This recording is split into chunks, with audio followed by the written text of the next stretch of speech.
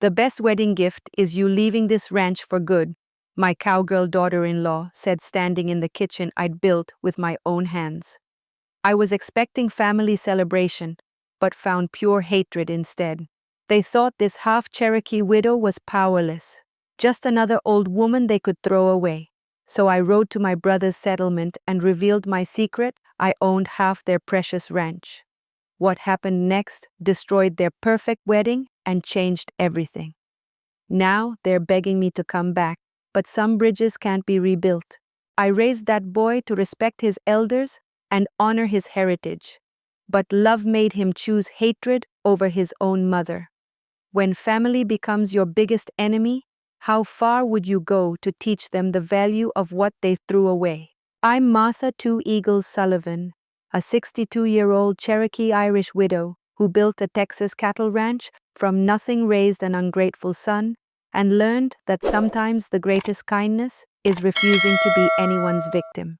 I could smell death on the morning wind, though I didn't know yet it was coming for everything I'd built on this ranch. The morning star hung like a warning in the purple Texas sky as I stepped onto the porch Thomas had built with his dying breath 23 years ago, back when he still believed our half-breed son would inherit something worth having. October mornings in Texas can fool you. Warm enough during the day to work in shirt sleeves, but dawn comes with a bite that reminds you winter's not far behind. I pulled my grandmother's shawl tighter around my shoulders and walked toward the eastern horizon, where the sun would soon paint the sky the color of fresh blood. This was my time before the ranch hands stirred, before the cattle started lowing for their morning feed, before the world demanded I be Martha Sullivan, the rancher's widow. Right now, in these precious moments, I could just be Martha Two Eagles, daughter of the Cherokee, granddaughter of women who had walked this land when it was still wild and free. I knelt on the hard-packed earth and raised my hands to the awakening sky, speaking the old words my grandmother had taught me in whispers when the soldiers were still hunting our people. Great Spirit, thank you for this new day. Thank you for the breath in my lungs, the strength in my hands, the wisdom of my ancestors. The words came in Cherokee, flowing like water over river stones, connecting me to something deeper than cattle prices and property lines. Thomas used to stand right here during my morning prayers, his calloused rancher's hands gentle on my shoulders, when the white neighbors whispered about his Indian wife. "Let them talk, Martha Two Eagles," he'd whisper against my hair. "This land knows who belongs to it." God Almighty, how those words haunted me now that he was gone, and his own son was about to choose a woman who saw my Cherokee blood as something shameful to be hidden. The sun crested the horizon, and I rose from my knees, brushing the dust from my skirts. Time to check on the cattle. Our herd wasn't the biggest in this part of Texas, but it was healthy and well-tended. Thomas had taught me that quality mattered more than quantity, and I'd passed that wisdom on to Jim when he was old enough to sit a horse properly. Walking toward the main pasture, I counted heads automatically. 237 head of prime Texas Longhorn, plus the dozen horses in the corral and the milk cows near the barn. Every animal represented months of careful breeding, feeding, and doctoring. This ranch wasn't just our home, it was our life's work, made flesh and blood, built with Cherokee persistence and Irish stubbornness. The cattle were restless this morning, shifting and lowing like they could sense trouble brewing. Longhorns could feel storms coming before humans ever saw clouds, and their unease made the knot in my stomach twist tighter. Something about tomorrow's wedding had them spooked, or maybe it was just me projecting my own fears onto dumb animals. The sound of hoofbeats broke through my thoughts, hard riding, desperate riding. I looked up to see Jim pushing his horse like the devil himself was giving chase. My son was a careful horseman, taught by Thomas to respect his mount. But this morning he rode like a man, running from something he couldn't escape. He swung down from his horse like a man carrying the weight of betrayal. And when he finally met my eyes, I saw something that chilled me deeper than any October morning ever could. This wasn't just pre-wedding nerves. This was the look of a son who'd already chosen sides, and I wasn't on the winning one. Coffee's still hot if you're wanting some, I said, though my voice came out steadier than my hands felt. Jim pulled off his hat and worried the brim between his fingers. The same nervous habit he'd had since he was knee-high to a grasshopper. Ma, Becky and we've been talking about after the wedding, about arrangements. That word hit me like a physical blow. Arrangements. Not plans, not dreams, not building a life together. Arrangements. Like I was some old piece of furniture they needed to store somewhere out of sight. When your own blood looks at you, like you're the problem that needs solving, how far would you go to remind them who raised them? Would you let them erase half of who you are to keep peace? Or would you show them exactly what kind of fight runs in Cherokee veins? By afternoon, our kitchen had transformed into something Martha, you're grinding that corn like it owes you money. Rosa laughed, her dark eyes twinkling as she watched me work. What's got you so worked up tomorrow? I forced my hands to slow down, though my mind kept racing back to Jim's nervous fidgeting this morning, and that word that had cut Sarah Miller looked up from her strudel dough flour dusting her graying hair. That boy of yours is lucky to have you, Martha. Not every mother would go Mary Running Bear, who rarely spoke unless she had something important to say, looked up from the herbs she was bundling. Some I felt a warmth spread through my chest that had nothing to do with the October sun streaming through our windows. These women, speaking Rosa's hands, stilled on her molcajete, and I could see the fire building in her eyes. Rosa Mendoza had fought. That girl needs to learn some manners. Rosa said, her accent thickening the way it always did when she was angry. Before I could respond, the sound of approaching horses made us all look toward the window. My heart sank as I recognized Becky's pristine white mare, a horse that had never known a har. Well, Mary Running Bear said quietly, looks like we're about to find out just how much respect that girl thinks she deserves. The kitchen fell silent as we watched behind her. Two women dismounted, both dressed in expensive Eastern clothing that looked as out of place on a Texas ranch as snow. Reinforcements, Sarah Moo. I wiped my hands on my apron and squared my shoulders. If Becky Hayes wanted to bring her army to my kitchen, she was about to learn that I had an army of my own. The front door opened without so much as a knock, and Becky's voice rang out clear. When someone brings back up to a conversation that should have been between family, what message are they really sending? Would you meet their challenge head on? Or would you let them think your kindness was weakness they could exploit? Becky swept into my kitchen like she owned it. Her expensive boots clicking against the wooden floors Thomas had laid with his own hands. Behind her came the two women I'd seen from the window. The older one with the bearing of a general, and the younger one who looked like Becky's mirror image, all golden hair and cold superiority. Ladies, Becky said, not bothering with proper introductions, I'm afraid I need to speak with Martha privately.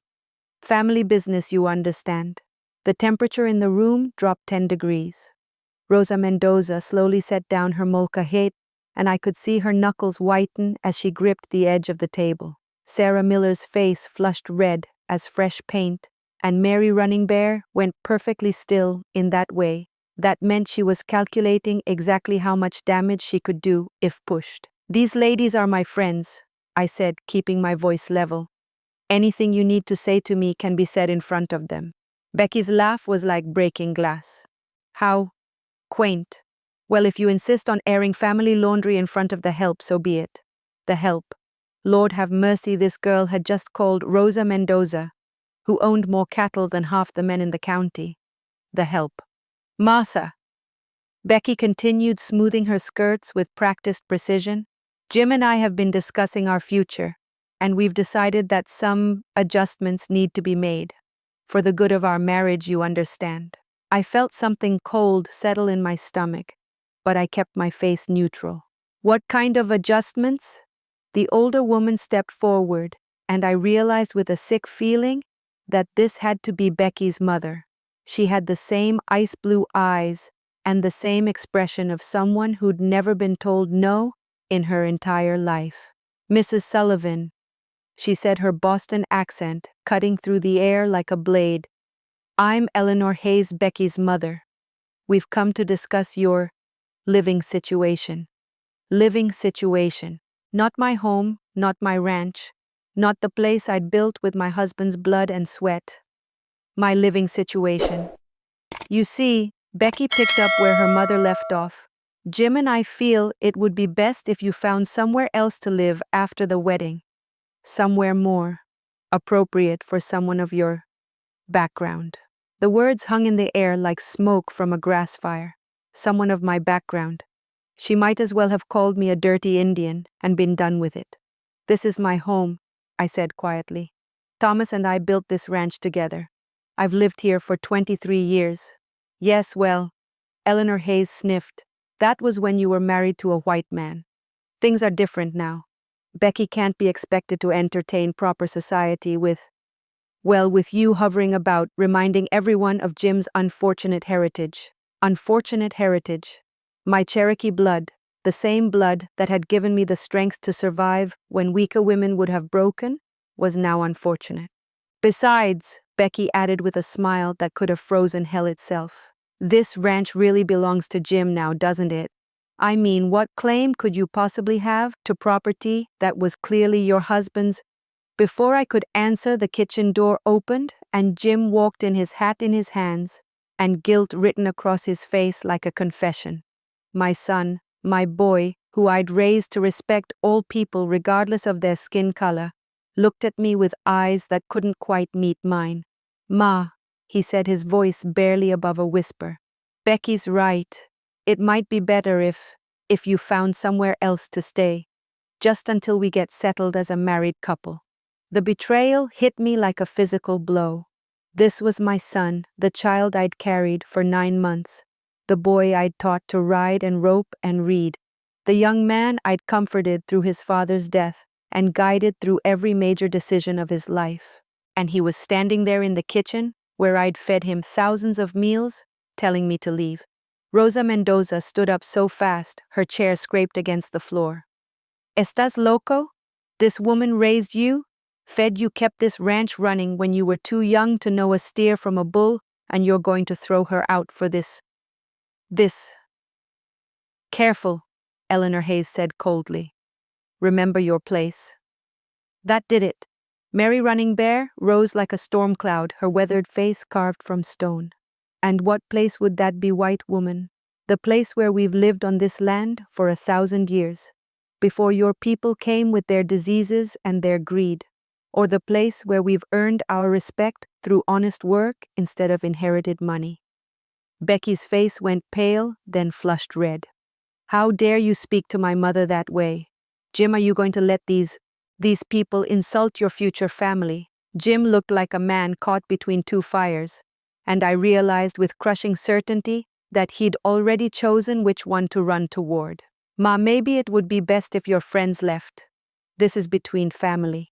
Family. He still called me family while asking me to disappear from his life. I looked at my son, really looked at him, and saw a stranger wearing his face. Get out, I said quietly. Ma, please, all of you, get out of my house. Now. When your own child chooses hatred over the blood that runs in his veins, how do you find the strength to keep fighting? Would you walk away to preserve what's left of your dignity? Or would you show them exactly what they're trying to throw away? The silence that followed their departure was deafening. I stood in my kitchen, the kitchen where I'd taught Jim to crack eggs and roll biscuits, where Thomas had proposed to me on a snowy Christmas morning 25 years ago, and felt like a stranger in my own home. My hands were shaking as I began clearing away the wedding preparations. Rosa's molcajete sat abandoned on the table, still half filled with ground chilies that would never season a celebration meal. Sarah's strudel dough lay forgotten on the counter, slowly drying out like my hopes for my son's happiness. Mary's carefully bundled herbs scattered across the floor, where Eleanor Hayes had knocked them in her hurry to follow her daughter out the door. Each item I picked up felt like a small funeral, another dream buried before it could bloom. I walked through the house like a ghost, touching familiar objects that suddenly seemed to belong to someone else. The rocking chair where I'd nursed Jim through scarlet fever when he was 7. The dining table Thomas had carved by hand during our first winter here, when we were too poor to buy proper furniture. The family Bible where I'd recorded Jim's birth in my careful script, noting that he was born under the protection of both his Cherokee ancestors and his Irish father's God. How naive I'd been to think that would be enough to protect him from the poison of hatred. In what had been my bedroom, mine and Thomas's for 23 years, I pulled out the old leather satchel I'd brought with me from the Cherokee Nation all those decades ago. My hands moved automatically, folding clothes I'd worn to births and funerals, to barn raisings and harvest celebrations. Each piece of fabric held memories that now felt like they belonged to someone else's life. At the bottom of my dresser drawer, wrapped in soft doeskin, I found my grandmother's medicine bundle. I hadn't opened it in years, not since Thomas died. But tonight, I needed the connection to something older and stronger than my own breaking heart. The sage and sweetgrass still held their power. The small carved figures still radiated the love that had protected our family for generations. I lit the sage with trembling fingers and let the sacred smoke fill the room, carrying my prayers up to the ancestors who had survived worse betrayals than this. "Grandmother," I whispered in Cherokee, "your great-grandson has forgotten who he is. Help me remember who I am." The smoke seemed to carry Thomas's presence with it, and I could almost hear his voice in the crackling of the dried herbs. "Martha Two Eagles Sullivan," he'd said on our wedding day, "you're the strongest woman I've ever known. Don't you ever let anyone make you forget that." But I had forgotten, hadn't I, somewhere? In the years of trying to be the perfect rancher's wife, the perfect mother, the perfect neighbor, I'd let myself become small. I'd let people like the Hayes family make me feel ashamed of blood that had survived the trail of tears of ancestors who had walked 1,000 miles in winter rather than give up their dignity. No more. I packed Thomas's photograph, the one where he was grinning like a fool on our wedding day, his arm around a young Cherokee woman who looked like she could take on the world. That woman was still inside me somewhere, buried under years of trying to fit into a world that had never really wanted her. As dawn approached, I made my decision. Jim wanted me gone. Fine. But I wasn't going to slink away like a beaten dog. I was going to visit my brother Joseph, the one person who'd never asked me to be anything other than exactly what I was. Joseph would know what to do about property rights and legal claims. More importantly, Joseph would remind me of the strength that ran in Cherokee veins.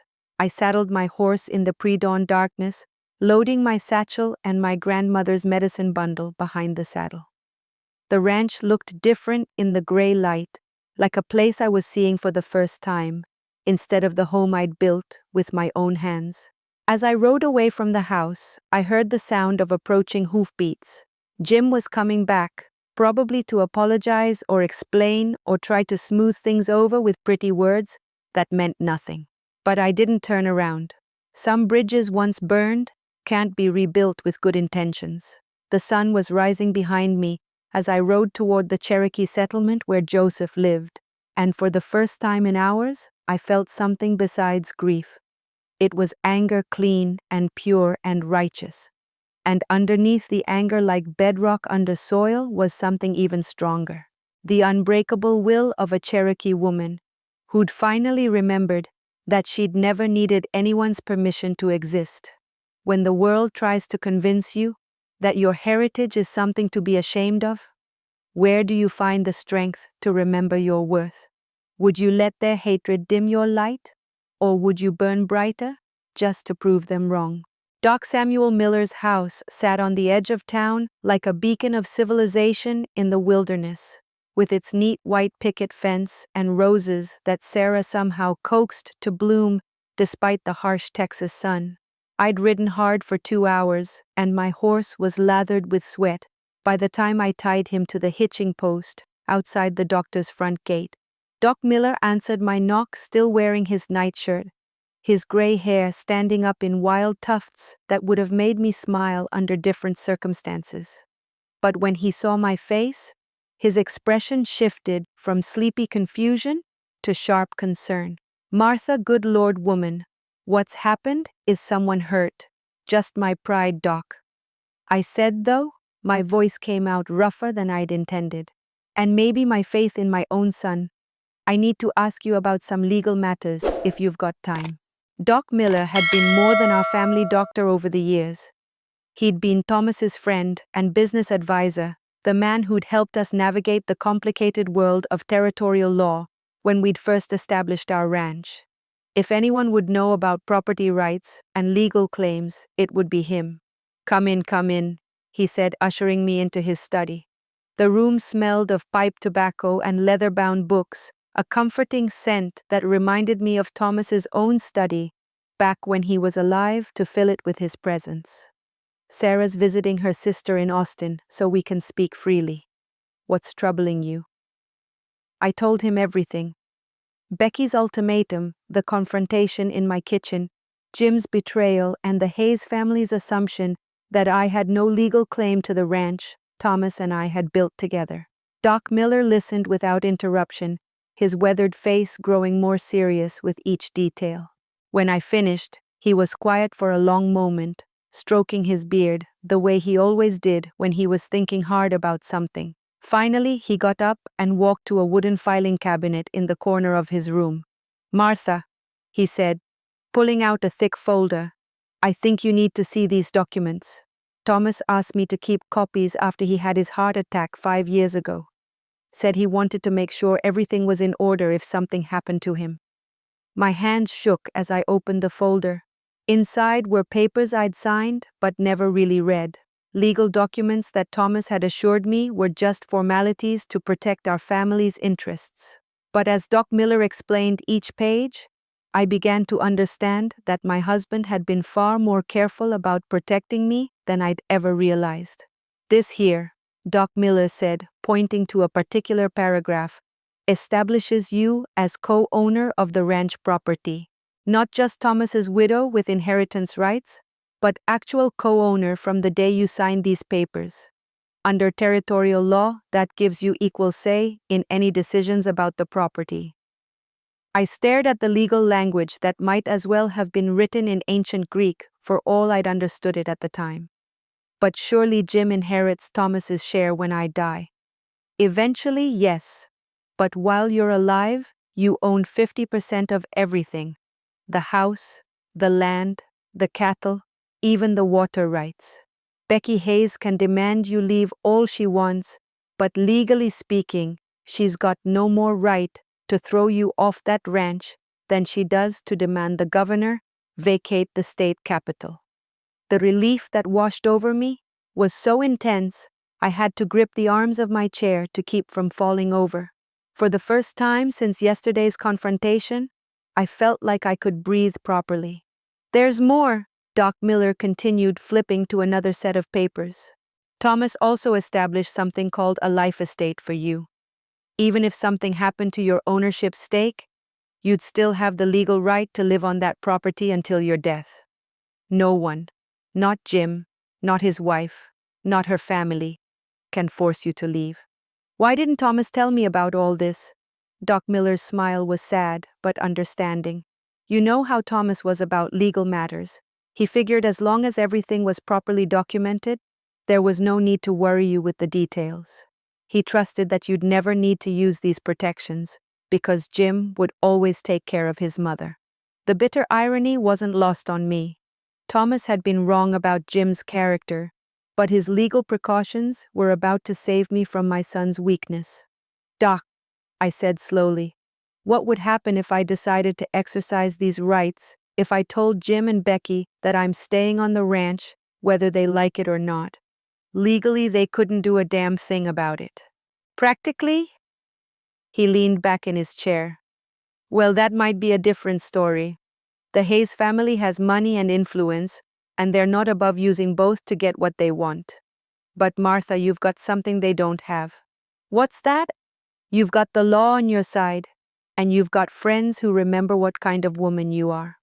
That counts for something out here, even if it doesn't back east where the Hayes family comes from. When you discover you have more power than you ever knew, how do you choose to use it? Would you wield it like a weapon to punish those who wronged you? Or would you use it as a shield to protect what's rightfully yours? The Cherokee settlement lay in a valley where Willow Creek bent around ancient oaks, their branches heavy with centuries of wisdom. As I rode down the familiar path, I could smell wood smoke and hear children's laughter, sounds that reminded me of my own childhood before the world became complicated with property deeds and marriage contracts. Joseph Two Eagles was waiting on his cabin porch as if he'd sensed my coming, long before I'd decided to seek his counsel. At 58, his hair was more silver than black, but his eyes still held the sharp intelligence that made him a respected voice in the Cherokee Council. "Sister," he said in Cherokee, rising with fluid grace, "your heart is heavy. Come sit with me." I tied my horse and settled beside Joseph on the porch overlooking our small community, where Cherokee families lived alongside white and Mexican neighbors, in harmony that seemed impossible in the wider world. "Tell me," he said simply, and I poured out the whole story in our grandmother's language. In Cherokee, the betrayal felt less like personal failure and more like a violation of natural order. Joseph listened without interruption, occasionally nodding.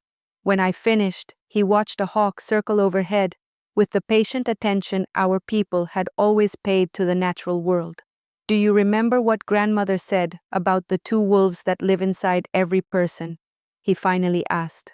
I smiled despite my pain. "One wolf is fed by anger, hatred, and revenge. The other by love, compassion, and justice. The one that grows strongest is the one you choose to feed." Wise woman, our grandmother. But she also taught us that sometimes justice and compassion require strength. That protecting what matters isn't the same as seeking revenge. Joseph stood and walked to the porch edge. In the old days, before white man's laws divided everything into paper pieces, Cherokee women owned the homes and fields. When property disputes arose, women decided. But we live under territorial law now, not Cherokee law. "Do we?" Joseph turned back eyes, holding a glint I remembered from childhood when he was about to reveal some carefully guarded secret. "Sister, do you know why white authorities allowed us to settle in this valley?" I shook my head. "Because this valley sits on the boundary between two territorial jurisdictions. County lines were drawn carelessly, and this settlement falls into legal gray area.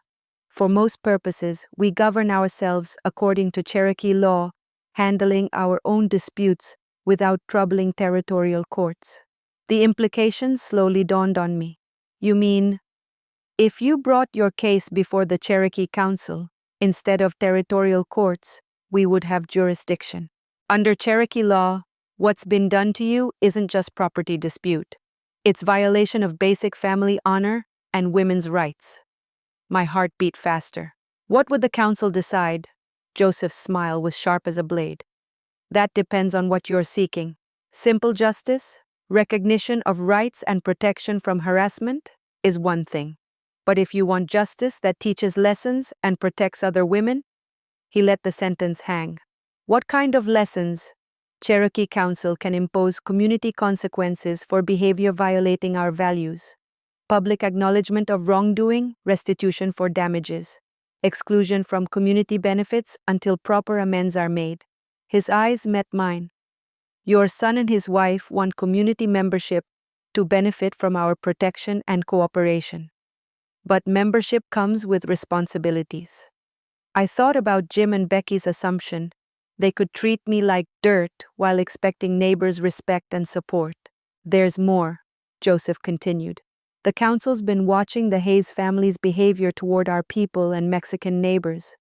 Colonel Hayes has been buying land around the settlement, making clear he'd prefer we relocated elsewhere. Your case might be the opportunity we've been waiting for to make our position clear. This is bigger than just my family problems. Everything is connected, sister. Your son's willingness to throw away Cherokee heritage to please his white wife is part of the same sickness that makes men like Colonel Hayes think they can erase us from land our ancestors died to reach. When your personal fight becomes part of a larger battle for your people's dignity, how do you choose between forgiveness and justice? Would you let sleeping wolves lie? Or would you feed the one that protects what matters most? The town meeting hall felt like walking into a hornet's nest as I pushed through the heavy wooden doors that evening. Word had spread faster than wildfire through our small community. Martha Two Eagles. Sullivan was calling in favors, and folks were curious to know why. The room buzzed with conversations in 3 languages, the familiar mix of English, Spanish, and Cherokee that made our corner of Texas feel like home. Rosa Mendoza spotted me first and crossed the room with determined strides, her weathered face set in lines that could have been carved from granite. "Misha," she said, gripping my hands with fingers strong enough to wrestle steers. "Tell us what you need." That simple statement, "Tell us what you need," nearly broke my composure. After yesterday's betrayal by my own son, hearing Rosa's unconditional support felt like finding water in the desert. "I need witnesses," I said, my voice carrying further than I'd intended. The room gradually quieted as neighbors turned to listen. "And I need to know if I'm the only one who's had trouble with the Hayes family." The silence that followed was heavy with shared understanding. Then Doc Miller cleared his throat from the back of the room. "Martha, I reckon most folks here have had some kind of run-in with Colonel Hayes or his people. Question is, are we ready to talk about it?" What followed was like lancing a festering wound. One by one, my neighbors began sharing stories I'd never heard before. Maria Santos told how Colonel Hayes had tried to buy her family's small ranch for half its value, then sent men to drive off her cattle when she refused. Pete Running Wolf described being told he wasn't welcome in the Hayes family's general store, despite his money being as good as anyone else's. Sarah Miller's voice shook with anger as she recounted how Eleanor Hayes had publicly suggested that certain elements in the community were lowering property values and driving away decent families. "She meant us," said old Gustav Heinrich, his German accent thick with emotion. "She meant anyone who wasn't born with pale skin and English names." The stories kept coming, each one adding another layer to a pattern of intimidation and prejudice that I'd been too focused on my own troubles to see clearly. The Hayes family hadn't just targeted me. They'd been systematically trying to push out anyone who didn't fit their narrow definition of acceptable neighbors. Rosa stood up, her small frame radiating the kind of fury that had made her legendary during the Apache raids 20 years ago. "Sabin K, I'm tired of pretending these people deserve our respect. Martha fed half this town during the drought of '82. She doctored our children when the fever came through. She's earned her place here 10 times over, and I'll be damned if I let some Eastern princess and her racist family drive her off her own land." The murmur of agreement that rippled through the room sounded like distant thunder. Joseph Two Eagles had been sitting quietly in the corner, but now he rose with the dignity that made him a natural leader among our people. "My sister has asked the Cherokee Council to hear her case according to our traditional law. But she'll need witnesses to speak for her character and to testify about the Hayes family's pattern of behavior toward our community." "You'll have them," Doc Miller said immediately. "Every one of us who's been treated like dirt by those people." Mary Running Bear, who'd been silent until now, spoke in her careful, measured way. "This isn't just about Martha anymore. It's about whether we're going to let outsiders decide who belongs in our community and who doesn't." The room erupted in voices, angry, determined, united in a way I hadn't seen since the last Indian raid. These people, my neighbors, my friends, were ready to stand with me against the Hayes family's money and influence. Gustav Heinrich raised his gnarled hand for attention. "I say we all attend this Cherokee Council meeting. Show them what real community looks like." The vote was unanimous. As folks began filing out, making plans, and sharing contact information, I felt something I hadn't experienced since Thomas died. The unshakable knowledge that I wasn't facing my battles alone. When standing up for yourself means your friends might face retaliation, how do you live with that responsibility? Would you fight your battles alone to protect them? Or would you trust them to choose their own risks? Doc Miller's kitchen table had never seen so much paperwork spread across its scarred wooden surface. Bank statements, receipts, promissory notes, and ledger pages covered every inch like fallen leaves after a hard storm. I'd spent the morning gathering every scrap of financial documentation I could find, and now Doc was helping me make sense of the pattern that was emerging. "Martha," Doc said, adjusting his spectacles as he studied a series of bank drafts, "this is worse than I thought. Look at these dates." He pointed to a stack of papers that chronicled the past 3 years of my financial life. What I'd seen as isolated incidents of helping my son through rough patches, Doc was revealing as something far more systematic and disturbing. Here's a payment to cover Jim's gambling debts from the poker games at Riley's saloon. $200 in March of '83. Then another 100 in June to keep his horse from being repossessed. Then this big one in September, $500 to cover what looks like a business investment that went bad. My stomach tightened as I recognized my own handwriting on the bank drafts. I'd written so many checks over the years that they'd all blurred together in my memory, each one justified as a temporary loan to help my son get back on his feet. But here's what's interesting, Doc continued, pulling out another set of documents. These payments to cover Jim's debts, they all started right around the time he began courting Becky Hayes. Before that, your financial records show a young man living within his means. The implication hit me like a physical blow. You think she encouraged him to spend money he didn't have. I think someone convinced your son that he needed to live like a wealthy man to win a wealthy woman's hand. And when he couldn't afford that lifestyle on a ranch foreman's wages, he knew exactly where to turn for help. Doc pulled out a leather-bound ledger I recognized as Thomas's business records. My husband had been meticulous about documenting every transaction, every decision, every legal precaution he'd taken to protect our family's future. "Martha, look at this entry from 1880, right after Thomas had his first heart episode." Doc's finger traced a line written in Thomas's careful script. "Spoke with Samuel about my concerns regarding Jim's judgment and Martha's generous nature. Have taken additional legal precautions to ensure Martha cannot be financially exploited should anything happen to me."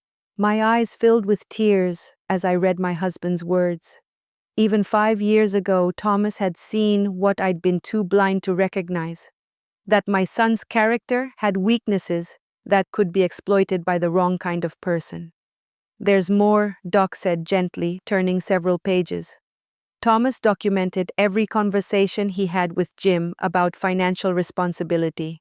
He was trying to teach the boy Martha, but he was also building a legal case to protect you if Jim ever tried to claim you were mentally incompetent or being manipulated by others. The cruel irony wasn't lost on me. Thomas had been preparing for exactly the situation I now found myself in. Questioned, dismissed, and treated like a burden by the very people I'd sacrificed to support. "But here's the piece that ties it all together," Doc said, pulling out a final document that made my blood run cold. It was a letter addressed to Thomas, dated just 6 months before his death, written on expensive stationery with the Hayes family letterhead. Colonel Hayes wrote to Thomas. I asked, my voice barely above a whisper. "Read it yourself." The letter was polite but clear in its intent. Colonel Hayes was interested in purchasing our ranch at what he called a fair price for quick sale. He mentioned that young men like Jim often found ranch life too confining and might be happier with a cash settlement that would allow them to pursue opportunities in more civilized locations. He was already planning this, I breathed. Even before Jim and Becky were engaged, Colonel Hayes was trying to figure out how to get our land. And when Thomas didn't respond to his offer, he found another way. get his daughter engaged to your son, encourage the boy to live beyond his means, then step in as the solution to everyone's financial problems. The scope of the manipulation was breathtaking. For 3 years, I'd been watching my son make increasingly poor decisions, never realizing that every choice was being carefully orchestrated by people who saw our ranch as nothing more than a business opportunity. When you discover that years of family problems were actually someone else's calculated plan, how do you separate your anger at the manipulators from your disappointment in those who let themselves be used? Can you forgive weakness even when it's been weaponized against you? The Hayes Ranch house sat on the hill, like a monument to stolen prosperity, all white columns and sprawling verandas that screamed of money made on other people's backs. As I rode up the circular drive, I could see field hands, mostly Mexican and a few Cherokee men, working the cattle that should have been grazing on land their families had owned for generations. Colonel William Hayes was exactly what I'd expected: a man in his 50s, with steel gray hair and the kind of military bearing that some men never lose even 20 years after their cause was defeated. He stood on his front porch, watching me approach, his pale eyes calculating the threat I might represent. "Mrs. Sullivan," he said, as I dismounted, his voice carrying the cultured tones of old Virginia money. "To what do I owe this unexpected pleasure?" I pulled Thomas's letter from my saddlebag and held it up so he could see his own letterhead. "I think you know exactly why I'm here, Colonel." His expression didn't change, but I caught the slight tightening around his eyes that told me he recognized the document. "Perhaps we should discuss this inside, away from prying ears." "No, I think this conversation belongs in the open air, where honest people conduct their business." Hayes stepped down from his porch, moving with the careful precision of a man who'd learned long ago that every gesture was a display of power. "Mrs. Sullivan, I understand you're upset about some family difficulties, but I hardly see how that concerns me. Don't you—" I unfolded the letter and began reading aloud. "Young men like Jim often find ranch life too confining and might be happier with a cash settlement that would allow them to pursue opportunities in more civilized locations." I looked up to meet his cold stare. "Sounds like you had plans for my son long before he ever met your daughter." "Business is business, Mrs. Sullivan. Your husband was free to accept or decline my offer. But when he declined, you found another way, didn't you? Get your daughter engaged to my son, encourage him to spend money he didn't have. Then step in as the generous father-in-law with solutions to everyone's problems." Hayes's mask of politeness began to slip, revealing something uglier underneath. "You're making serious accusations, woman. I'd be careful if I were you. Would you? Because from where I stand, it looks like you've been planning to steal Cherokee land for years, and my family was just the easiest target." "Cherokee land?" Hayes laughed, and the sound was like breaking glass. "This is Texas, not some reservation. This land belongs to whoever's strong enough to hold it and civilized enough to develop it properly." There it was, the truth he'd been hiding behind polite letters and social manipulation. In his mind, I wasn't a legitimate landowner who'd earned her place through 23 years of hard work. I was just another Indian squatting on land that rightfully belonged to white men like him. "My husband and I built our ranch with our own hands," I said, keeping my voice level despite the fury building in my chest. "We've paid every tax met, every legal requirement contributed to this community for over 2 decades. What gives you the right to decide we don't belong here?" "The right of natural superiority," Hayes said, dropping all pretense of civility. "The right that comes from being part of the race that built this country, instead of the race that tried to stop progress at every turn." I'd heard those words before from soldiers and settlers and politicians who'd used them to justify every theft, every broken treaty, every family torn apart in the name of manifest destiny. But hearing them from the man who'd manipulated my son into betraying his own mother hit me like a physical blow. "You used my boy," I said quietly. You turned him against his own blood to get what you wanted. I simply showed him what his life could be if he chose civilization over savagery. The fact that he was smart enough to make the right choice speaks well of his white father's influence. The insult to Thomas's memory was the last straw. I stepped closer to Hayes, close enough to see the surprise flicker across his face as he realized this Cherokee woman wasn't going to be intimidated. You made one mistake, Colonel. You assumed I was as weak as you wanted me to be. Tomorrow the Cherokee Council will hear my case, and every neighbor you've threatened or cheated will be there to testify. We'll see how your money and influence stack up against Cherokee law. Hayes's face darkened. You're making a very dangerous enemy, Mrs. Sullivan. I have resources you can't imagine, and friends in places that matter. Cross me, and you'll find out just how quickly an Indian woman can lose everything she thinks she owns. When someone threatens everything you've built, because they believe their hatred gives them that right, how far are you willing to go to prove them wrong?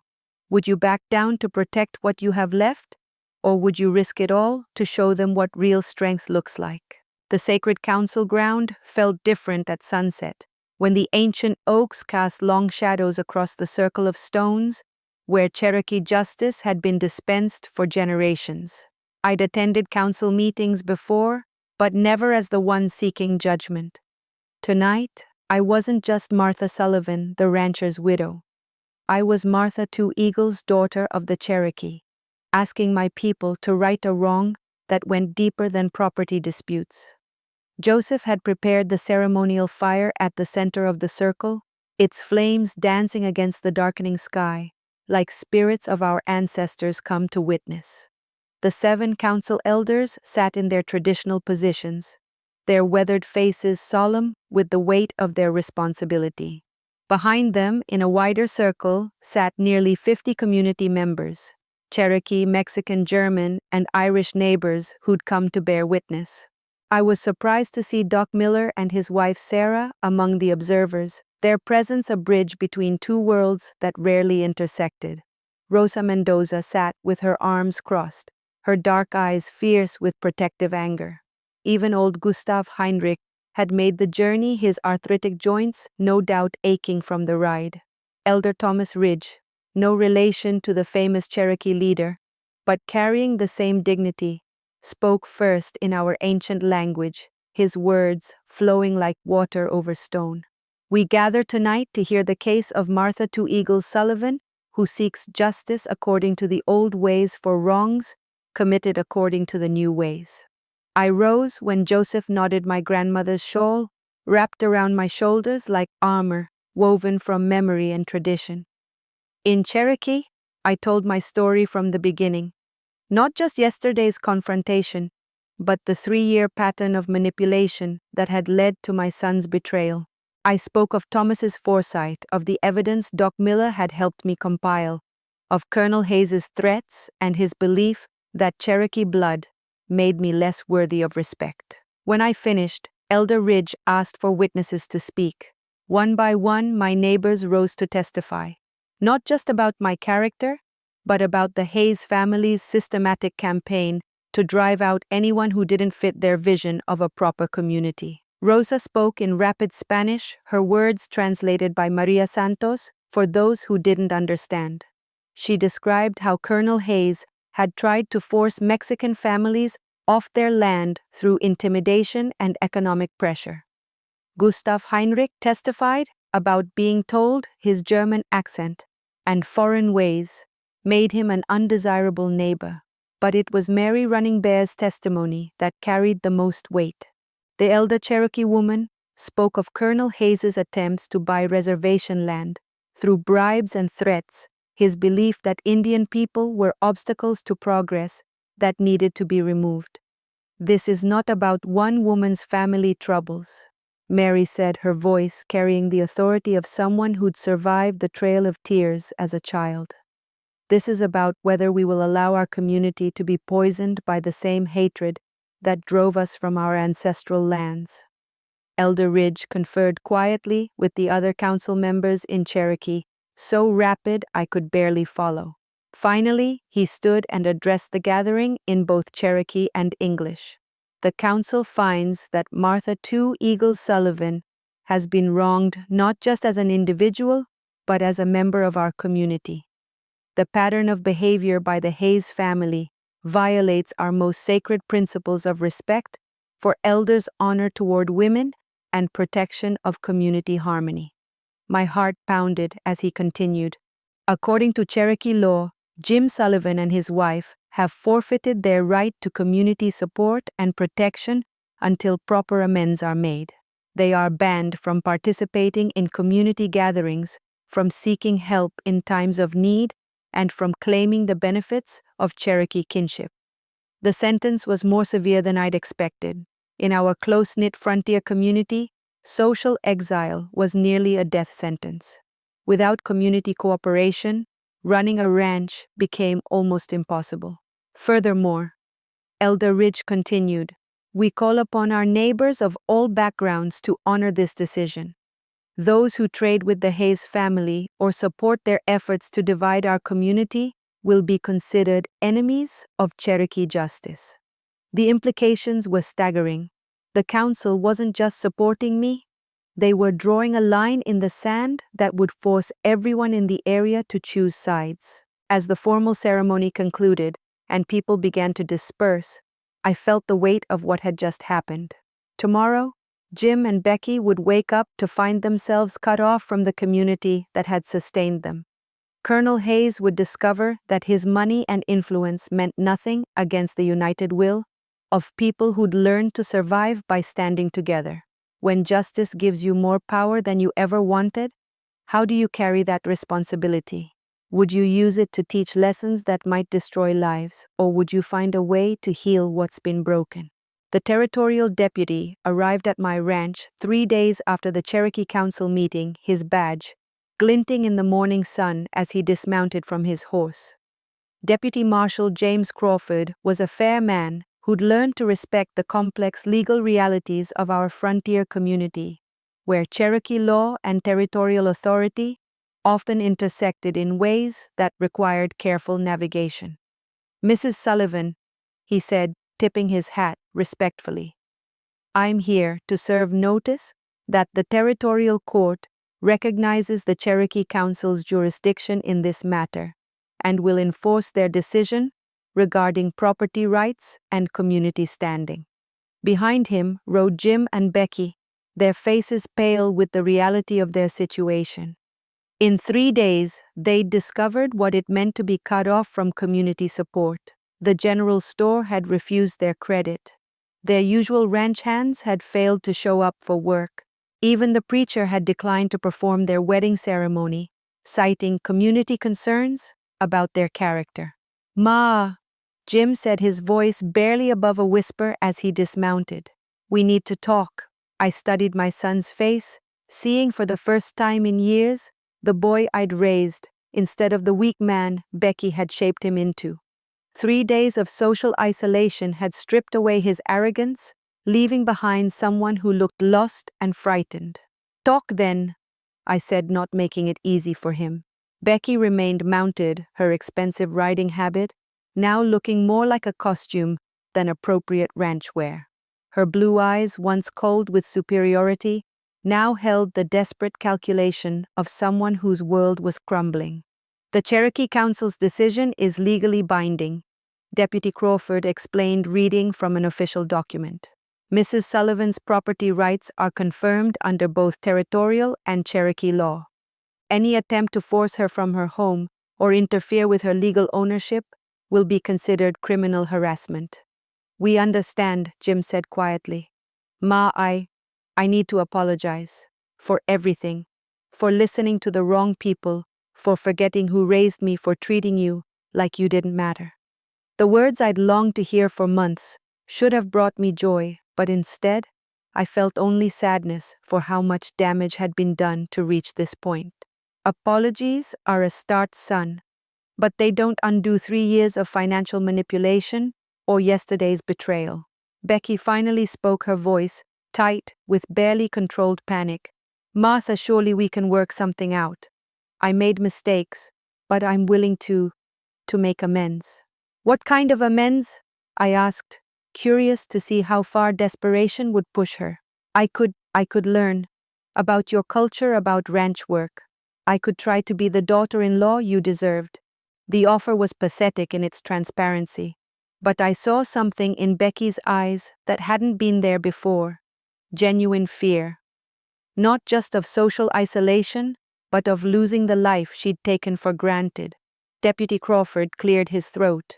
There's also the matter of the financial irregularities. The territorial court could pursue charges of fraud against anyone who systematically deceived Mrs. Sullivan about the nature of her financial contributions. Jim's face went white. Ma, please. I know I don't deserve it, but is there any way we can start over? Any way to make this right? I looked at my son, really looked at him, and saw Thomas in the shape of his jaw, my own Cherokee grandmother in the color of his eyes. This was my blood, my child, the boy I'd carried and raised and loved despite everything. There might be, I said slowly, but it would require real changes, not just pretty words. Anything, Jim said immediately. First you move out of the main house. There's a small cabin on the north pasture that needs work. You can live there while you prove you've learned to live within your means. Jim nodded eagerly. Second, you work as a regular ranch hand for wages, not as my partner or heir. You earn back your place in this family through actions, not promises. And third, I continued, my voice growing stronger. Becky goes back to her father's house until she decides whether she wants to be part of a Cherokee family or keep looking for a white husband who can afford her expectations. The silence that followed was deafening. Finally, Becky spoke, her voice small and defeated. How long would I have to prove myself? As long as it takes for me to believe you see me as family instead of an obstacle. When you finally have the power to demand justice, how do you balance mercy with accountability? Would you crush those who wronged you completely? Or would you give them a chance to earn back what they threw away?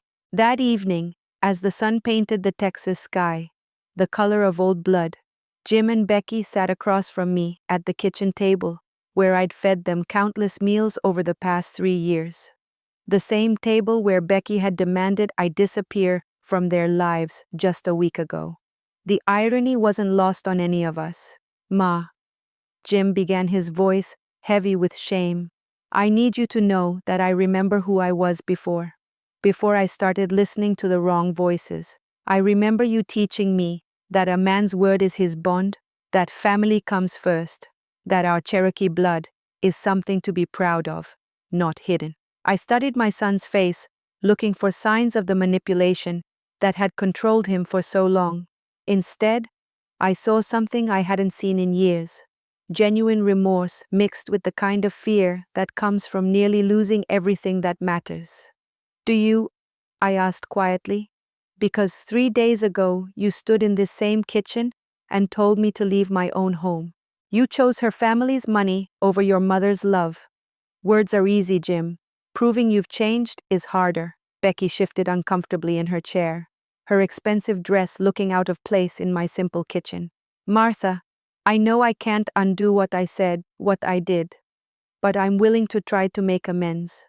To learn about your ways, your culture. My ways?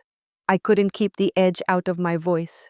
3 days ago, you called my Cherokee heritage unfortunate. You told your mother I was a reminder of Jim's shameful bloodline. Now you want to learn about my ways. Tears started rolling down Becky's cheeks, and for the first time since I'd known her, they seemed genuine instead of calculated. I was raised to believe terrible things about people who weren't like me. My father filled my head with poison about Indians and Mexicans, and anyone who didn't fit his idea of proper society. And you believed him. I did. God help me, I did. But these past 3 days, watching how your community turned away from us, seeing what real consequences look like, I realized that the poison in my father's heart was eating away at my soul too. Jim reached across the table and took my hand, his calloused fingers rough from ranch work. Ma, I know I don't deserve forgiveness, I know I broke something between us that might never be fixed, but if you'll let me, I want to spend the rest of my life proving that Thomas Sullivan's son is still in here somewhere." The mention of his father's name hit me like a physical blow. Thomas had been so proud of Jim, so certain that love and good example would be enough to shape the boy into a man of character. What would he think of how far his son had fallen? "Your father believed that people could change if they truly wanted to," I said, finally. "He believed in second chances, but he also believed they had to be earned." "Tell us how," Becky said, her voice barely above a whisper. "Tell us what we need to do to earn our way back into your family." I looked at these two people who had caused me so much pain, who had betrayed everything I'd taught them about love and loyalty and respect. Part of me wanted to send them away, to let them face the consequences of their choices without my help. But another part, the part that sounded like Thomas's voice, reminded me that mercy without justice is meaningless, but justice without mercy is just revenge. "Jim, you'll move to the north cabin tomorrow. You'll work as a regular hand for regular wages until you prove you can live within your means. No special treatment, no family privileges. You earn your place back through actions, not words." Jim nodded eagerly. "Yes, ma'am, whatever it takes." "And Becky," I continued, turning to face my daughter-in-law, "you go back to your father's house, not as punishment, but as a choice. You decide whether you want to be part of a Cherokee family or keep looking for the kind of life your father thinks you deserve." "How long?" she asked, her voice breaking. "Until you can look me in the eye and see a mother instead of an obstacle. Until you can teach your children to be proud of their Cherokee grandmother instead of ashamed of her." The kitchen fell silent except for the sound of Becky's quiet sobbing and the tick of Thomas's old clock on the mantel. When someone who hurt you asks for a second chance, how do you tell the difference between genuine remorse and desperate manipulation? Would you risk being fooled again? Or would you protect your heart by never trusting them? 6 months later, I stood on my front porch watching the sun rise over land that had never looked more beautiful or felt more truly mine. The Cherokee Council's decision had done more than restore my property rights. It had transformed me from a woman trying to keep peace at any cost into a leader who understood that sometimes the greatest kindness is refusing to enable someone's weakness. The changes in our community had been remarkable. Without the Hayes family's divisive influence, Colonel Hayes had sold his ranch and moved back east after facing his own social isolation. Our diverse neighbors had grown closer than ever. The general store now carried goods that reflected our multicultural community: Rosa's famous Chiles Gustav's German sausages, and traditional Cherokee medicines that Mary Running Bear prepared according to ancient recipes. My role had evolved naturally from property owner to something more significant. Folks came to me when disputes arose between neighbors, knowing I'd learned to balance Cherokee wisdom with territorial law.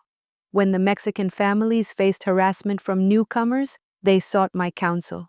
When the German immigrants needed someone to vouch for their character with the territorial authorities, they knocked on my door. Jim had kept his word about earning his place back through actions rather than promises. From my kitchen window, I could see him working the north pasture, his movements efficient and purposeful, in ways they'd never been when he'd thought success was owed to him. The small cabin had taught him to live within his means, and 6 months of regular wages had shown him the value of honest work. He rode up to the house each evening for supper, our conversations gradually rebuilding the trust that had been shattered. We talked about cattle and weather and community news, carefully avoiding the deeper wounds that still needed time to heal. But last week he'd asked about Cherokee customs for naming children, and I'd seen something in his eyes that gave me hope. The recognition that his heritage was something to be passed down with pride, not hidden in shame. Becky had surprised everyone, including herself. Instead of running back to her father's protection, She'd stayed in town and taken work as a seamstress, learning to support herself for the first time in her life. She attended community gatherings now, sitting quietly in the back, watching and listening to the kind of cooperation she'd never experienced in her father's world of competition and exclusion. 3 weeks ago, she'd approached me after a town meeting, her hand shaking as she asked if I would teach her to speak Cherokee. Not because I have to, she'd said, but because I want my children to know all parts of who they are. The request had moved me more than any apology could have. This was what real change looked like. Not grand gestures or dramatic promises, but the quiet daily choice to become someone better than you were yesterday. Doc Miller had started bringing territorial officials to our community meetings, showcasing our success as a model for how diverse populations could govern themselves peacefully. "You've created something special here, Martha," he'd told me last month. "A place where Cherokee law and territorial authority work together instead of against each other." The ranch itself had never been more prosperous.